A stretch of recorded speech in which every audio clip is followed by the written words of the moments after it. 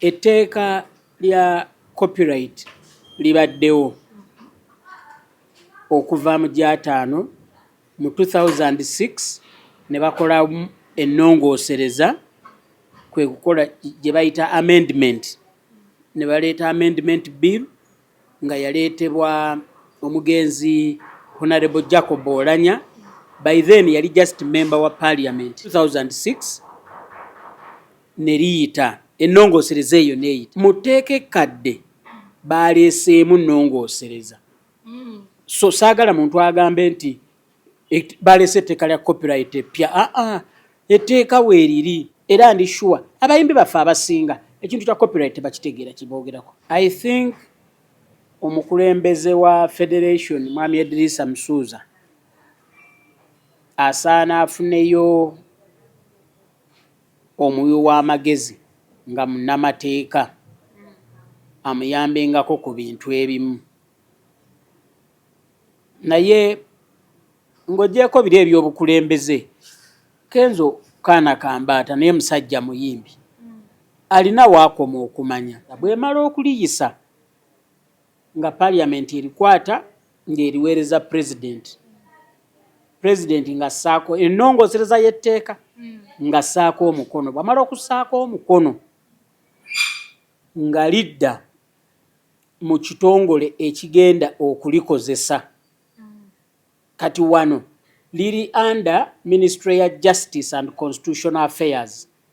Ministry ya Justice and Constitutional Affairs wansi waayo we wali Uganda Registration Services Bureau. Wansi wa Uganda Registration Services Bureau we wali UPRS. Kati ebyo ministry n'ebitongole ebibiri ebyo nga biryoka babaga regulations. Ekyamazima, this is a milestone.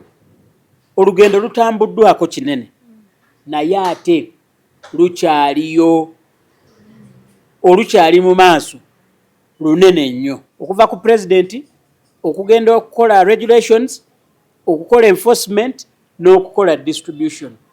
So mu luzungu bagamba it's not yet the time to pop the champagne. It's not yet time to pop the champagne. Bwe liba likoze in true fairness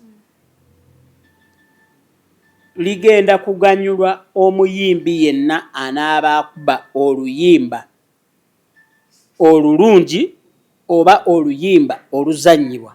Omuyimbi ajja ava gy'avudde gwokutte gwobba. Nze nalwawo nnyo okumanya nti Anko Chumi muwala actually nga simanyi oba muwala oba mulenzi naye ng'oluyimba ndumanyi era nga lunnyumira. Mukyo nkutegeeza ki?